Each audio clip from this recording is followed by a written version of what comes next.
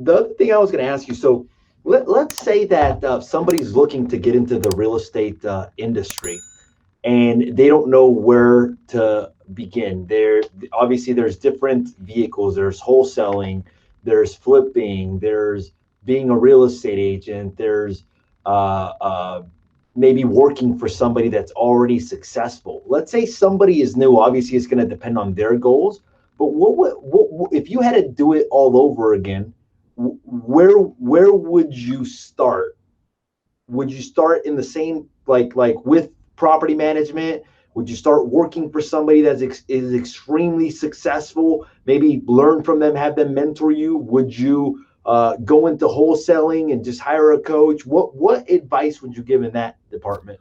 I think the best advice I would give is you've got to make sure that you educate yourself. Education is so vital.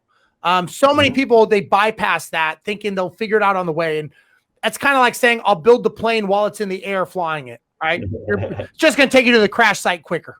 So a lot of the biggest challenge with entrepreneurs is we are ready, shoot, aim people. We think I'm just going to work hard and I'll push through. But that's why 95% of all people fail in the first 5 years, because they don't take the time to build the right base and the right foundation. So I think educating yourself and understanding, sometimes it's a matter of slowing down to speed up.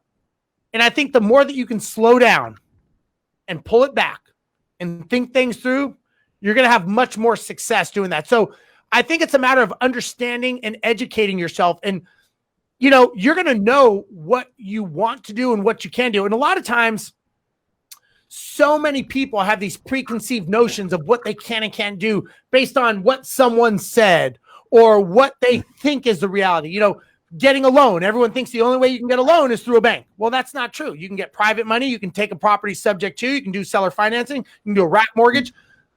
But most people go, well, those are creative, different ways. But yeah, but my point is it's not just one way to do it. Now, I've done this for long enough that I could look at any deal and I know all the different tools in my arsenal to know, okay, if I bought that property, I would flip it. If I bought that one, I would probably get it seller financing because there's no equity.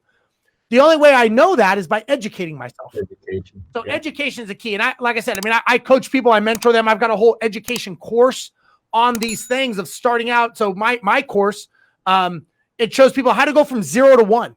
Everybody talks about these big deals, these syndications. So many people go like, I just want one deal. Like, how do I get to 1?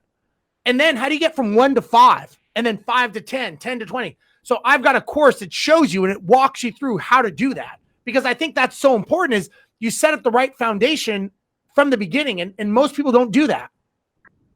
I agree.